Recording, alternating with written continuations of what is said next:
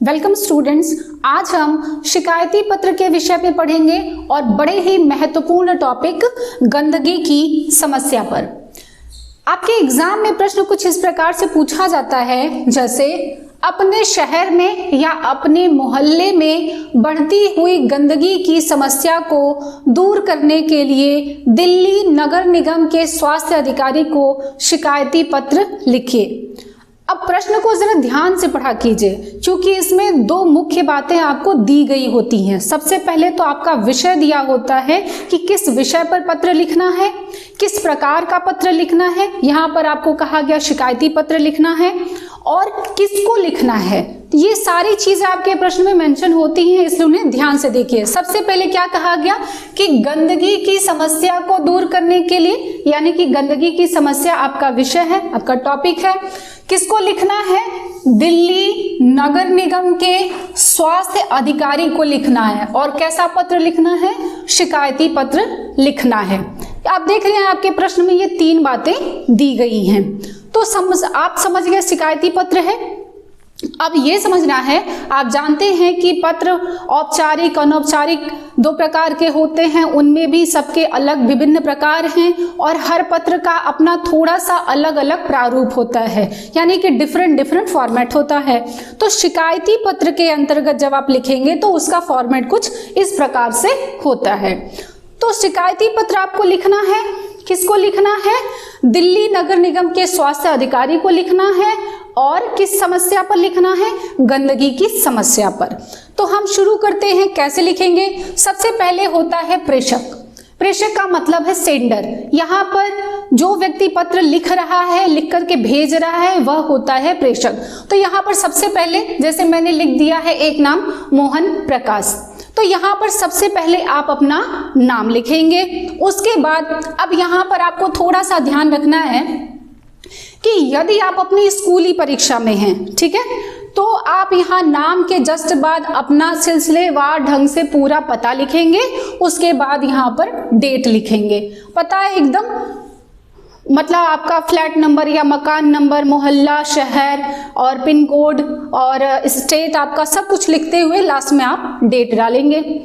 और दूसरी बात, अगर आप बोर्ड परीक्षा में हैं, 10 या 12 की बोर्ड एग्जाम दे रहे हैं, तो वहां पर अपना नाम लिखने के पश्चात आप परीक्षा भवन लिख सकते हैं, या फिर आप जिस सेंटर पर एग्जाम दे रहे हैं उस सेंटर का नाम लिख सकते हैं। ठीक है, तो आप लिख देंगे, जैसे मान लीजिए आपका नाम है मोहन प्रकाश और आप मान लीजिए एक विद्यालय पे दे रहे हैं, केंद्रीय विद्यालय लखनऊ उत्तर प्रदेश, और उसके बाद आप अपना डेट लिखेंगे। अब ध्यान रखना है कि बोर्ड एग्जाम में तो आपने सिर्फ अपने सेंटर का नाम लिखा और जिस जगह पर है उस जगह का नाम लिखिए। और डेट जो आप है, डेट लिखने का कोई मानक नहीं होता। इसी डेट को आप इस तरीके से भी लिख सकते हैं, जैसे कि 04 जनवरी 2023। ठीक है, तो डेट लिखने का कोई मानक नहीं होता है, इसलिए डेट आप जिस भी प्रकार से लिखना चाहते हैं लिख सकते हैं। उसके बाद आप लिखेंगे सेवा में, तो किसको पत्र लिखना है, अब उसकी बारी आती है।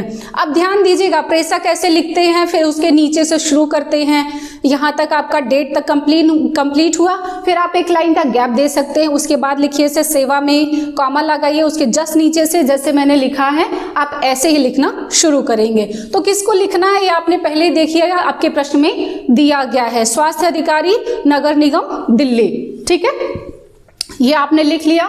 उसके बाद आप लिखेंगे विषय। विषय भी आपके प्रश्न में आपको दिया गया है, विषय है गंदगी की समस्या, तो आपने विषय लिख दिया। उसके बाद लिखेंगे महोदय। आप महोदय साथ ही श्रीमान शब्द का भी प्रयोग कर सकते हैं, महोदय लिखिए या श्रीमान लिख दीजिए। ठीक, फिर कॉमा लगाएंगे, उसके नीचे वाली लाइन से लिखना शुरू करेंगे। अब यहाँ पर आप समझिए कि आपको इस बात को रटने की ज़रूरत नहीं है। मैं आपको एग्जाम्पल के तौर पर अपनी तरफ से जो लिखना चाहती हूँ लिख दे रही हूँ आपको समझने के लिए, और आप चाहें तो आप इसे एज इट इज़ भी अपने एग्जाम में लिख सकते हैं, इसमें कोई प्रॉब्लम नहीं है। लेकिन अगर आप अपने शब्द खुद बनाते हैं तो और भी बेटर होगा। ठीक है, आपके मोहल्ले में गंदगी की समस्या है, अगर आपको उसकी कहीं कंप्लेन करनी है तो बस वही बातें आप सोचिए और लिख दीजिए, और कुछ भी नहीं करना है।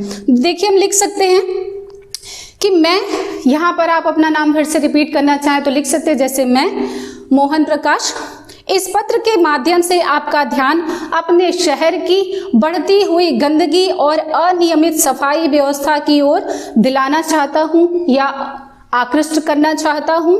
नियमित सफाई न होने के कारण मच्छर मक्खियों का प्रकोप बढ़ गया है, जगह जगह कूड़े का ढेर जमा हो गया है, नालियों में जल भराव की भी समस्या है, जिसके कारण अनेक लोग बीमार हो रहे हैं। आप और भी लिख सकते हैं कि लोग डेंगू और मलेरिया जैसे बीमारी से ग्रसित हो रहे हैं। ठीक है, तो 3-4 लाइनों में आपने अपनी बात को रखा, उसके बाद एक 2-3 लाइन में आपको अपना कंक्लूजन टाइप से देना होता है, तो आप पैराग्राफ चेंज करेंगे फिर लिखेंगे, अतः आपसे विनम्र निवेदन है कि शीघ्र ही हमारे शहर में उचित साफ सफाई की व्यवस्था कराने की कृपा करें।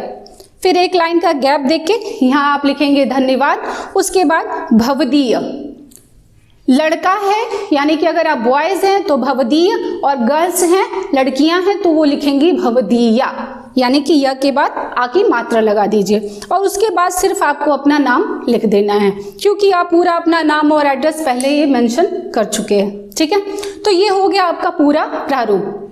अब 1-2 बातें जो बहुत ज़रूरी है जिसे आपको जानना चाहिए, जब भी आप कोई भी पत्र लिख रहे हैं, औपचारिक पत्र लिख रहे हैं या अनौपचारिक पत्र लिख रहे हैं, तो उसमें 2 मुख्य बातों का आपका विशेष ध्यान रखना है।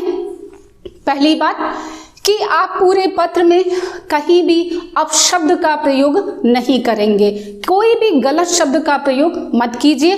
दूसरी बात, आप कोई भी इस प्रकार का पत्र लिख रहे हैं, खासतौर से ये जो शिकायती पत्र हैं यानी कि औपचारिक जो पत्र होते हैं, ठीक है, उसमें आप कहीं भी ऑर्डर नहीं दे सकते हैं। जैसे आप यहाँ पे ये नहीं लिख सकते हैं कि अतः मैं चाहता हूँ कि आप ऐसा काम करें, आप ये नहीं कह सकते हैं। आपको रिक्वेस्ट के हिसाब से बात करनी है कि मैं विनम्र निवेदन करता हूँ कि हमारे शहर में जो साफ सफाई की व्यवस्था को कराने की कृपा करें।